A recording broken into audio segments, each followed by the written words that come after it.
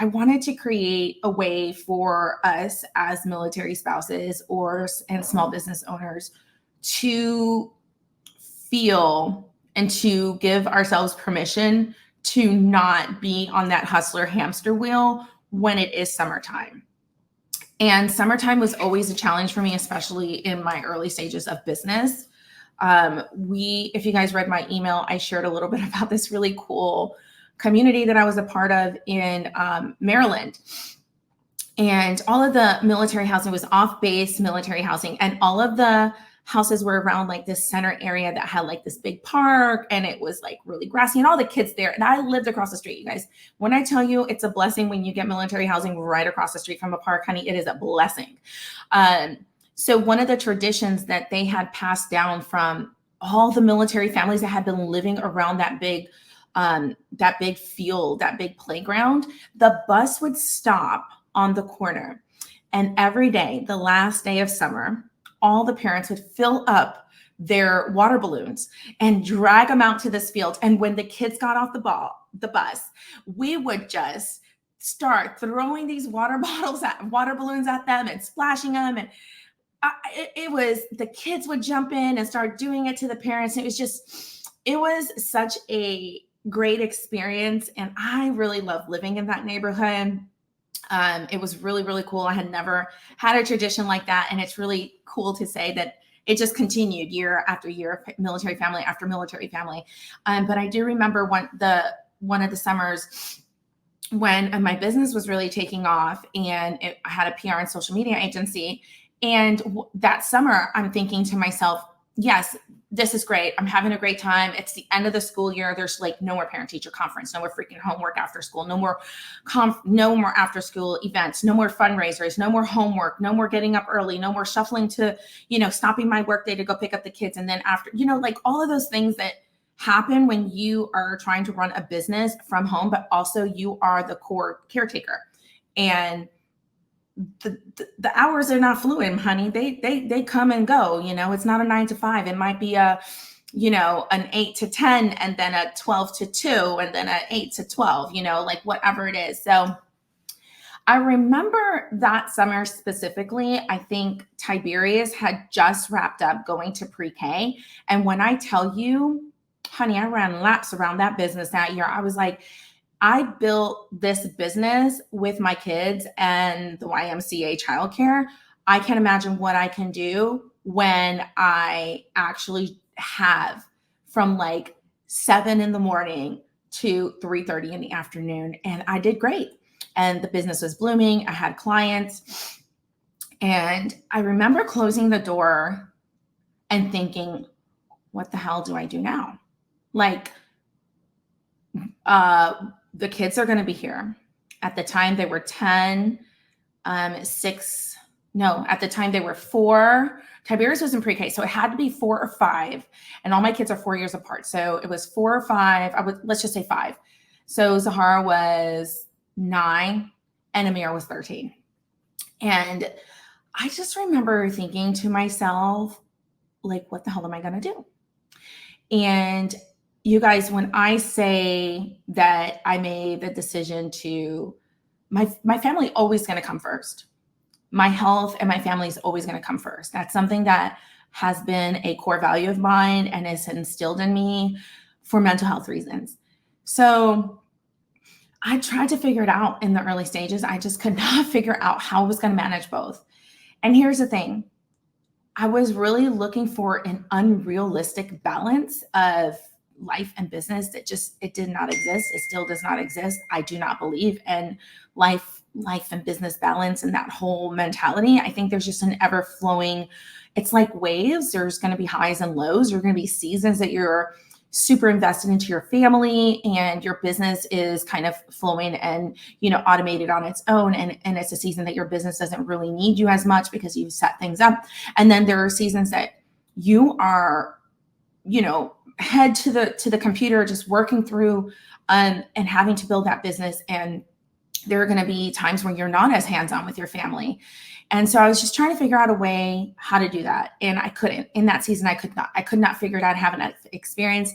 I didn't have enough mentors. I didn't have a circle that was building businesses of any kind of caliber that I could reach out to. And at that time too, I didn't really recognize the importance and the strength behind asking for help and asking for advice.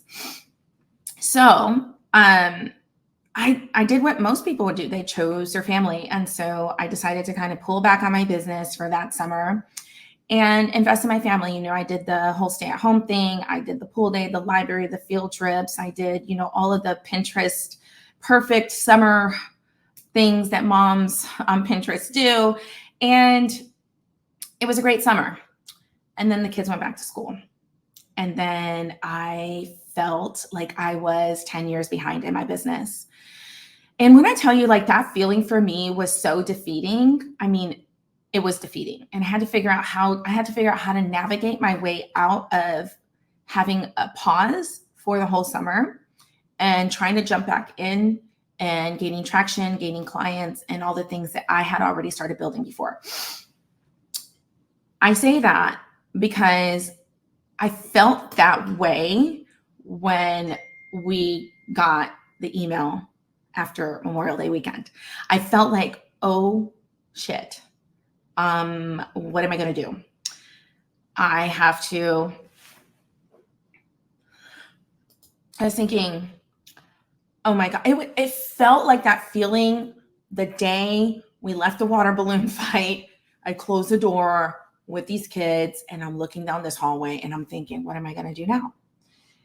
Now we have to pivot and move everything around and things have to change. And the plan that I had, that it's written in pencil, by the way, because we all know as entrepreneurs, you got to write it in pencil. I'm thinking, what the hell am I going to do? And guys, when I tell you it has derailed me in a way that I had to figure out, how am I going to do this summer, still be intentional with my family, still run my business and be there for my community and continue to scale. And that's when I had revisited the idea of a challenge that we thought about earlier this year, was 75 hard small biz challenge. And I'm like, what if I take this and make it just easy? Like, what are some of the easy things that we can do during the summer to maximize and sustain growth? Or what are some of the things we can do this summer to maximize our time, sustain our growth, and be intentional with our energy?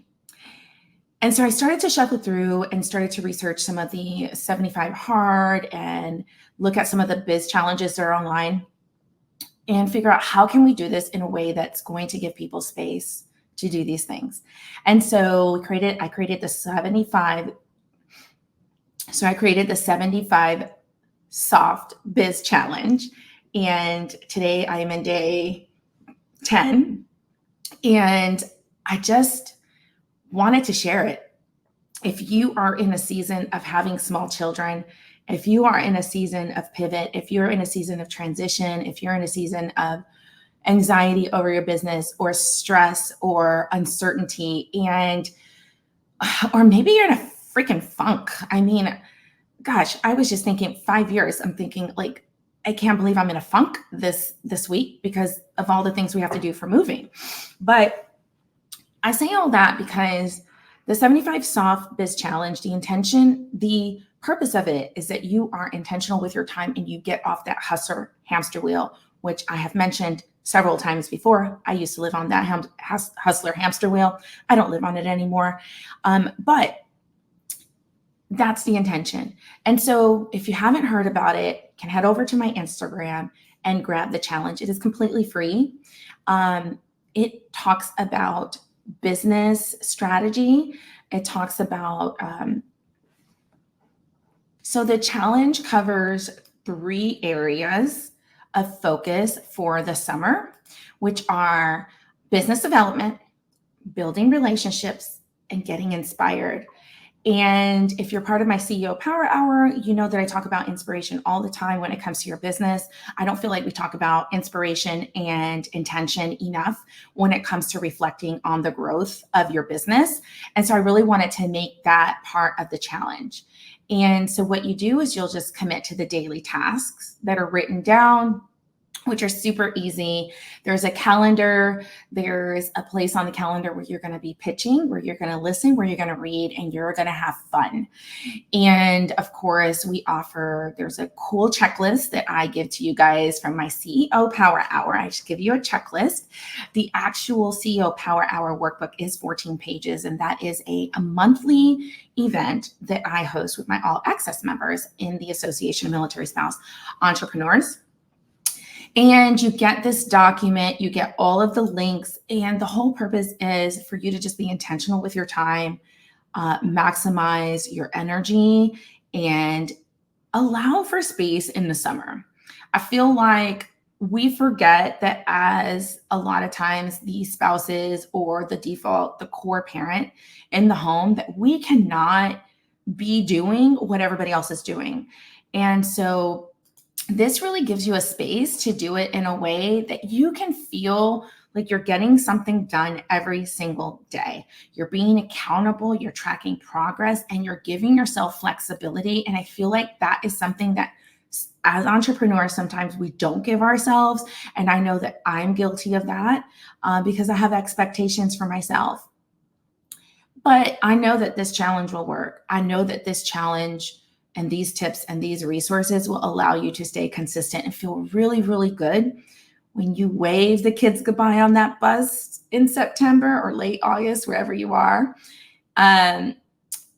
It'll help you feel really good when you finally get the kids back in school, get back on a normal routine. And when you get back into a routine for your business, you won't feel like you have to catch up. You will know that you've made progress because you followed this challenge. So this challenge lasts through the second week of September, whether you have kids that start school mid-August like they do in the South or after Labor Day up in the North. This challenge was going to take you through. The other thing that I wanted to make sure to emphasize on this challenge is one of the things with the 75 hard challenge was if you didn't do a thing that one day, you had to start over.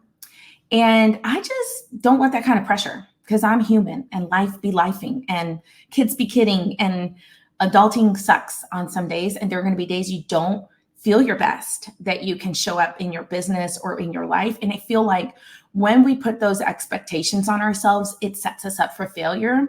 And then we get into this vicious cycle of kind of like when you're on a diet and you're on this diet, you're doing super good for like 2 weeks. And then you have this day where you just cheat, you just fall off the horse.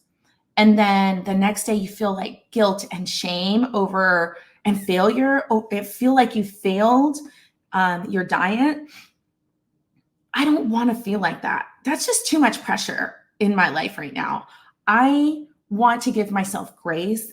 I want to open doors for flexibility. There are going to be days you show up and you feel amazing and incredible to show up and power through this list or whatever it is you want to tackle that day.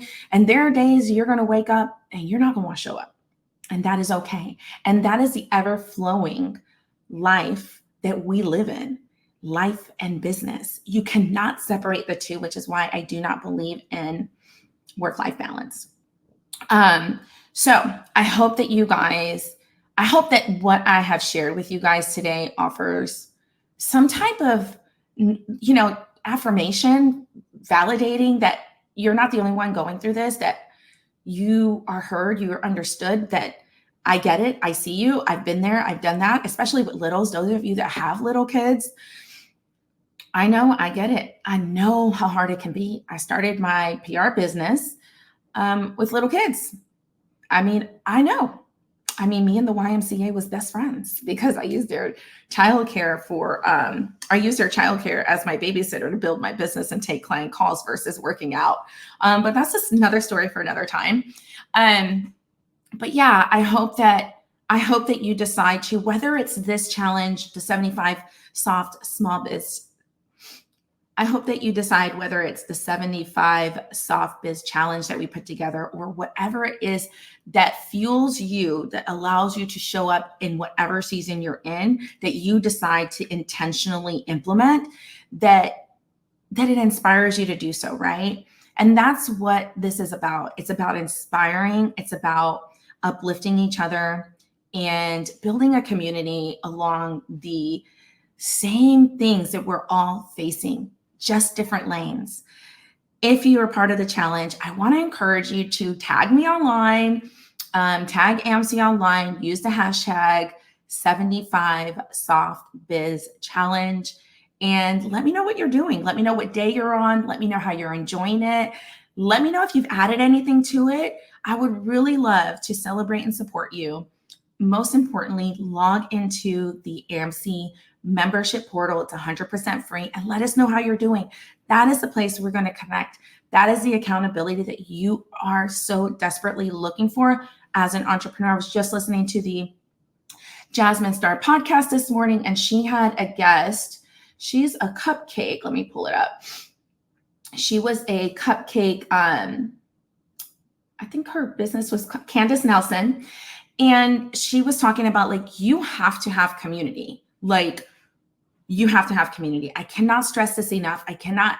Also, people that have gone beyond this in business are saying you need community to do this. So if you have not signed up for the free membership, join us inside amcmembers.com. It's 100% free to join. Join the challenge. You can grab it on my Instagram handle. And I really can't wait to see what you guys do this summer and how successful and how intentional you are with your time and how much fun and inspiration you add in this season.